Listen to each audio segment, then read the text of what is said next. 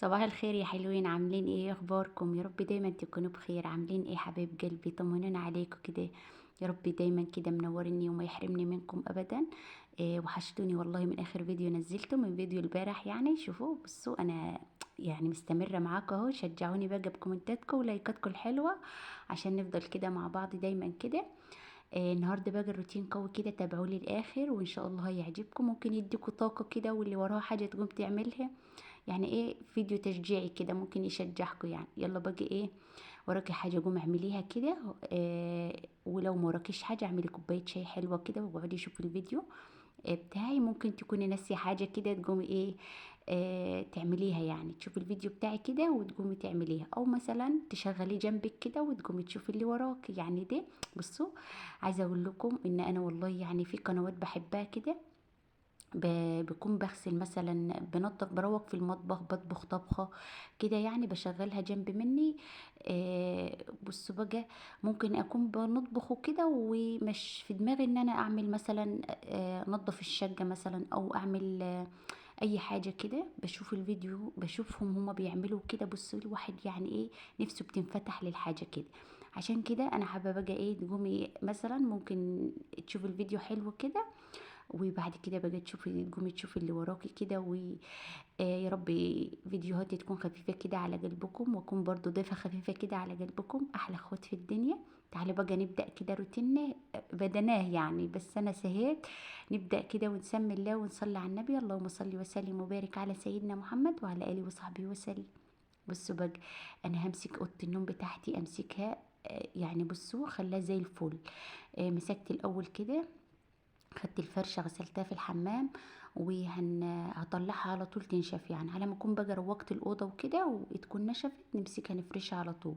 لان بصوا اللي هو الحصر دي ما بتاخدش اصلا يعني، ما بتاخدش غسيل كمان، وسهلة خالص بتنشفيها كمان. ما بتاخدش 10 دقايق في الشمس تنشف. يعني لما بتحطها في الشمس ساعات كنت بغسلها كده واسيبها لحد ما تتصفى، وبعد كده بفرشها لما يكون ايه الصيف الجامد يعني. بفرشها بقى، المراوح بتنشفها وكده بتبقى مرطبة المكان بقى وزي العسل. هنا بقى بصوا، تعالى نفتح الشباك مع بعض. يهوي الأوضة كده. أنا مش عايزة أقول لكم إن أنا كنا بدري خالص. يعني بصوا أنا كنت عاملة شوية حاجات حلوين برضو، بس بعد ما خلصت كل اللي ورايا كده دخلت بقى روقت الأوضة كده، وقلت إيه، بما إن أنا فاضية يعني عندي شوية وقت وكده، قلت همسك الأوضة روقها يعني.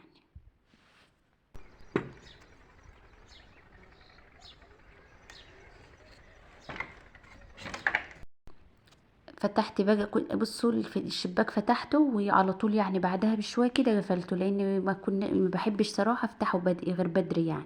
تمام. مسكت بقى الاوضه روقتها كده، والكوميديانات مسحتها، والدنيا زي راحت زي الفل. وكمان الحيطه هنمسكها برضو نلمعها كده. عايزه اقول لكم ان الاوضه راحت تحفه كده، وريحتها بقى يا سلام على الريحه لما تحط لها بقى شويه معطر كده. انا بحط لها شويه معطر من بتاع الملابس ده. بص بقى بيبقى ريحتها تحفه. او مثلا شويه ديتول مع برضو برسيل. لو في بقعه او في اي حاجه كده، بمسك احط شويه كلور وامسح الارضيه عادي. عايزه اقول لكم بقى ان ريحه الرغاوي وريحه بس لو ما فيش رغاوي هتمسحي بس كده، هتخلي الدنيا راحت زي الفل. بص انا كنت ايه، بنفض كده. يعني انا نفضت الشباك وده كله. بص انا بنفضه كل يومين كده، بنفض الشباك، لان بصراحه عشان لما بفتح الشباك وكده لو لقيت عفره، ما بحبش بقى ان انا افتحه. بحس ان الدنيا بحالها مطربه. بمسك الشباك، السلك بتاع الشباك، امسحه كده بشويه ميه بالفوطه، وبفتحه بقى ايه، مش ان هو يدخل لي عفره من بره بقى، لا، بحس ان هو بدخل لي عفره لما يبقى مطرب يعني. بمسحه دايما كده ونفضه الاول يعني. تمام. بعد بقى ما بمسحه كده، بجيب فوطة واحط عليها مثلا، اغسلها كده بشوية معطر، او بالله احط رش عليها شوية معطر، وبمسح بقى اللي هو ايه الحديد بتاع الشباك وكده. بمسح برضو السلك بتاع الشباك. بص بقى الدنيا بتروح زي الفل. عايزة اقول لكم ان الأوضة في اليوم ده ريحتها كانت عسل. بصوا بقى هنا كده فتحت الشباك عشان اقفله.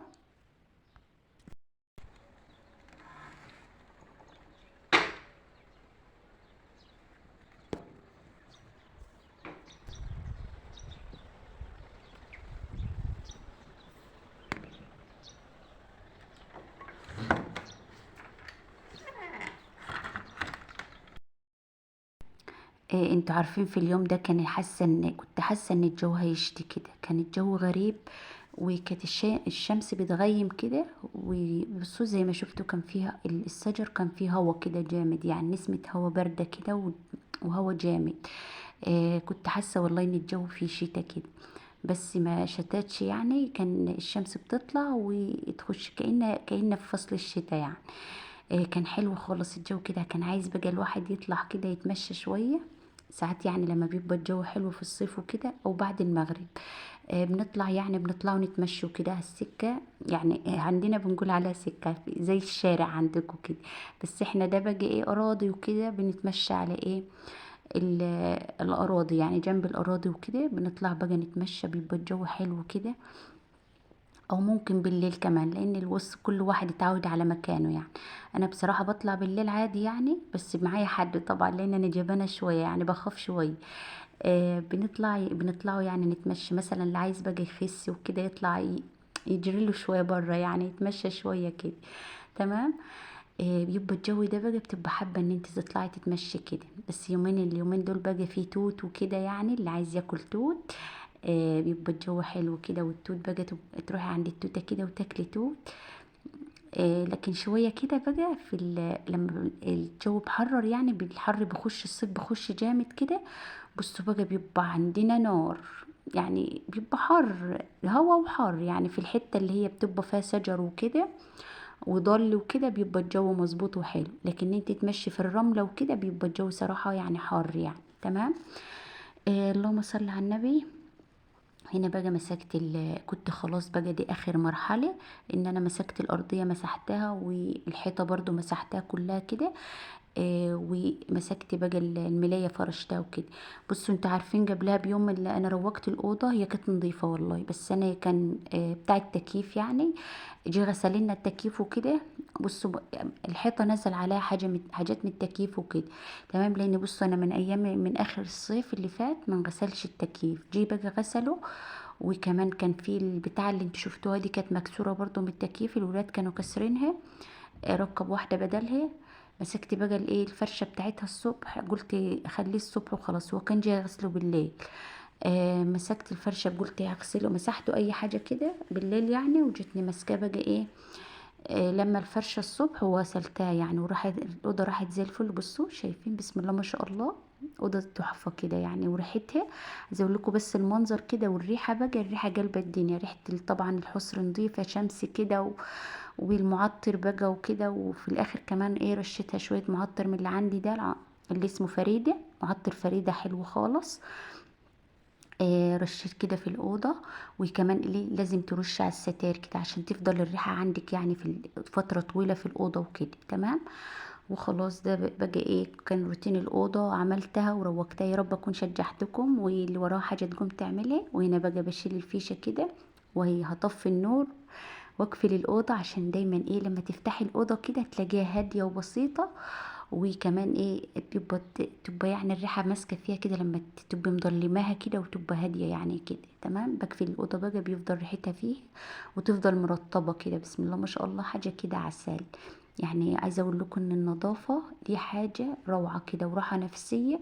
اه بتتعبي شوية، بس بعدها بتلاقي النتيجة حلوة، يعني النتيجة بتعجبك. تمام. وان شاء الله باذن الله هعمل لكم روتين احلى من ده كمان في اوضه الولاد بقى، روتين بقى ايه هيكون بين الخضره وبين الاوضه لان عندي البلكونه بتاعت الولاد يعني ايه بتبقى في الخضره كده، يعني بنطلع في البلكونه بيبقى جنبها الخضره بالظبط. تمام. الروتين الجاي اللي بعده ان شاء الله، يعني الروتين ده اللي بعده ان شاء الله باذن الله. يعني انا لسه مصورتش الاوضه، هعملها ان شاء الله بكره وكده، وهنزلها لكم يعني ايه على طول وكده. تمام. كنت مصوراه قبل كده وقلت لكم ان انا ايه هنعمل فيها روتين قوي، يعني روتين حلو كده، يعني همسك الشقه بقى حته حته كده انضفها، لاني مش عايزه صراحه كركبها مره واحده، بتعب صراحه. يعني ده بقى كده يعني ايه على الواحد هيمشي على قده يعني كده. تمام. هنا بقى كنت بعمل ايه، بعمل محشي. مين اللي بحب المحشي؟ بص بقى كان عندي فرخايه كده طلعتها فكت، كانت في الفريزر، صراحه انا ما كنتش منضفاها يعني. قلت باجي ايه، كنت هعمل صينيه رز معمر وخلاص. قلت لا، الولاد عايزين محشي. كان عندي كرنبايه كده مسكتها سلكتها، وكنت مطلعه. كان عندي، بصوا بقى، انا لما بتبقى عندي صلصه بشيلها في كيس كده في التلاجة، في الفريزر يعني.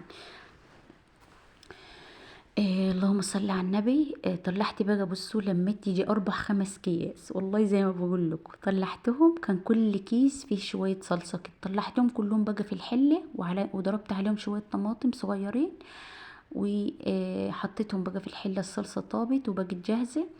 وهنا بقى الفرخة كمان ولحت عليها، حطيت لها بصلاية كده وشوية صلصة من اللي انا كنت ضرباهم في الخلاط، وولحت عليها. وبحط لها البهارات بتاعتها واسيبها بقى مع نفسها لحد ما تغلي كده، وبوطي عليها النار. تاخد لها فترة حلوة كده في الطيب يعني. ما بحبش ان انا ايه، اطيبها بسرعة، اعلي عليها النار يعني. بتشرب الشوربة، ومن ناحية ما بتبقاش يعني ايه الشوربة لها طعم، لكن لما بتوطي على الفراخ بتاعتك او البط بتحسي بطعم الشوربة حلو يعني صراحة. هنا بقى بصوا، انتوا عارفين خلطة المحشي. عملت الخلطة وحط، كان اخر حبة عندي شوية خضرة كده في الفريزر طلعتهم، كزبرة ناشفة بقى وكده. وحشيت المحشي بتاعي. وهنا كده كنت هزوده، زودته بقى. بصوا الكهرباء كانت قطعة، زودته وبعد كده طاب. وخلاص كده الفرخة كمان طيبة. وبصوا، عايزة اقول لكم ان المحشي اللي انا كنت عاملاه ده، يا ربي كان ايه. اه كنت حاشيه كمان يعني. الحله كانت بقى شويه كده، حشيتهم في الحله، هحطهم ايه على رف التلاجة يعني التاني يوم او كده. تمام. كانت كميه محشي حلو والله. انا في اليوم ده تعبت تعب. يعني بصوا بقى، روقت الأوضة وخلصتها كده. وكان عندي غسيل غسلته كمان يعني. كنت أنا وأنا بروج الأوضة كنت معلقة الغسالة اللي هي النص أوتوماتيك. وكان عندي دور من بالليل كمان، كان في الأوتوماتيك، في الغسالة الأوتوماتيك. بصوا بقى، قلت يعني كان عندي دورين 3 كده. قلت بدل ما أحطهم جنب مني كده هشغل الغسالة يعني. حطيت بقى الدور الأبيض في الغسالة، ووراه كان وراها عندي عبايات وكده، بناطيل وحاجات بتاعت الولاد. ده كان ايه، عملتهم 3 ادوار يعني، فنطهم مع بعض كده، الابيض لوحده والالوان لوحده والعبايات لوحدها وكده. وغسلتهم ايه ورا بعض في الغساله اللي هي ايه النص الاوتوماتيك. وكان طبعا الحمام مكركب عشان كنت بكب بقى اللي هي الشرشوبة وكده. وبصوا الحمام كان عندي برضو مكركب شوية كده. قلت ايه، كنت غاسلة فيه كمان الحصر. قلت ايه، همسكه بقى ادعكه ضحكة حلوة كمان هو راخر يعني بالمرة. يعني بصوا والله في اليوم ده تعبت يعني صراحة. جيت وعملت المحشي يعني اللي كله كوم. طب انا مش فاضية يعني. وبصوا عمالة اعمل، وعملت الروتين في الأوضة والدنيا متبهدلة، وده كله جاي نعمل محشي كمان. قلت يلا من ضمن بقى الايه الشغل وكده. كان ولادي صراحة عايزين محشي والله، بقى لهم يومين. هم صراحة بحبوا المحشي يعني. قلت لا والله لا اعمل لهم محشي يعني. هي مش هتيجي، انا طالما عندي الصلصة جاهزة. آه قلت بقى ايه، هنسلق بس الكرنبة كده جنب مني، مش واخدة حاجة يعني. تمام. عملت بقى المحشي وسيكت الحمام تسيجة حلوة كده، الحمامين الاتنين كمان مش واحد. اتبقى شوية بقى برسيل كده مكان الحمام اللي انا سيكته. وقلت لا، هاخد التاني بالمرة تروجة خفيفة كده. اللهم صل على النبي. وحشيت وروقت الأوضة زي ما شفتوها كده، خليتها زي الفل. وخلاص يعني. بصوا، جيت في الآخر بقى، كنت خلاص يعني. بس في اليوم ده ما كانش يعني، ما كنتش هحضر الغدا الظهر يعني. كان عندي بقى ايه اليوم متاح كله. كان جوزي يعني كانوا متغدين في الارض وكده. وكان عندي بقى اليوم ايه كله يعني براحتي، كنت براحتي يعني. غبت بقى ايه، عملت كل حاجة يعني. تمام. وسيكت في اليوم ده البرندة بقى. كان عندنا زي ما شفتم اللي كان الجو هوا كده، جي اخر النهار المغرب كده. الجو هدا بقى. وكان في، بصوا بقى، تراب في البرندة، وكان عفرة وكياس عارفين بقى الجو فاضي. والهوا بقى بيلم لنا بصوا بجيب من اخر الدنيا اصلا، بيجيب ورق وحاجات من دي كمان. والجرن عندنا البرندة بقى كان فيها برضو من الكياس بتاعت ايه الزينة بتاعت رمضان دي، اتبهدلت خالص، بتطير بقى وتعمل ايه في كل حتة كده. مسكت بقى ايه البرندة برضو ساكتها كده وخليتها زي الفل. وفي الاخر بقى جاتني قاعدة ومربعة كده، وقلت لشاهين ده بنتي اعملي لي بقى كوباية شاي وهاتها لي. قعدت بقى بص حسيت ان التعب كله راح، بس كانت نتيجة حلوة يعني ان انا ايه، عملت كذا حاجة في يوم واحد، والدنيا راحت زي الفل كده، والواحد ارتاح من ناحية عملت روقت اوضتي وكده، ومن ناحية برضو عملت الولاد اللي هم عايزينه، الغدا اللي هم عايزينه كده، المحشي.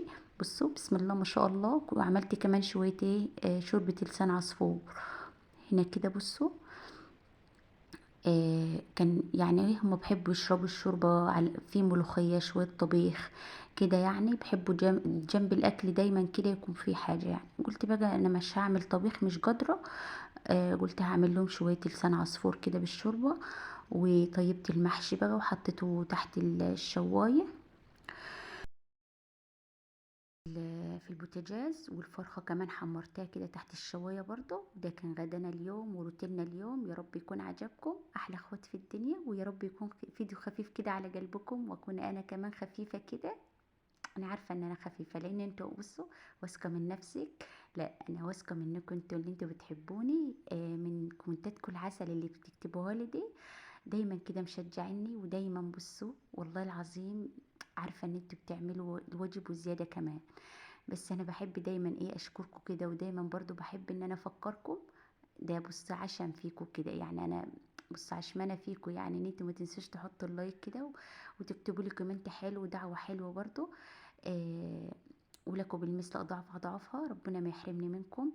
وهنا بقى بصوا تعالي نغرف المحشي العسل ده. بص انا عايزه اقول لكم على حاجه، انا هنا كده بقى ايه بعمل لكم يعني شويه حركات وكده، بس انتي بقى خدي الصينيه دي زي ما هي كده وحطيها، وحطي جنبها شويه شوربه لسان عصفور، والفرخه كده جنبها برضو، وقعدي بقى كلي. بصي تاخدي بس الصبع بالصبع كده من الصينيه، بيبقى طعمه غير، بيبقى بالشوكه بتاعتك كده تاخدي الصبع وتاكليه، او بايدك. بصي ما يحلاش الاكل غير بالايد اصلا. لكن عندنا بقى ضيوف وعندنا عزومة وعندنا ده كله، ده بقى نهتم شوية يعني، نحاول ان احنا نعمل حاجات حلوة يعني. تمام. لكن بيني وبينكم كده اعملوا بس زي ما بقول لكم كده، تاكلوا المحشي بايديكوا كده، تاخدي الصبح تاكليه كده، وشوية شوربة بقى وعليهم ليمونة كده، وتاكلي بألف هنا وشفا. يا ربي المحشي يكون عجبكم. بصوا انا عملته معاكم اكتر من مرة يعني، بس ما حبيتش اعمله بقى معاكم من اوله لاخره يعني، كروتين يومي يعني. روتيني ده الروتين اليومي بتاعي اللي انا بعمله يعني كل يوم. والله لما بعمل فيديو بعمله من اوله لاخره معاكم، يعني مش ايه، ببتدي من الصبح كده اخلص مثلا اخر النهار، اخلص الظهر، وقت ما بخلص. هو الروتين اليومي اللي انا بكون بعمله معاكم يعني. يلا اشوفكم فيديو جديد في رعاية الله، مع السلامة.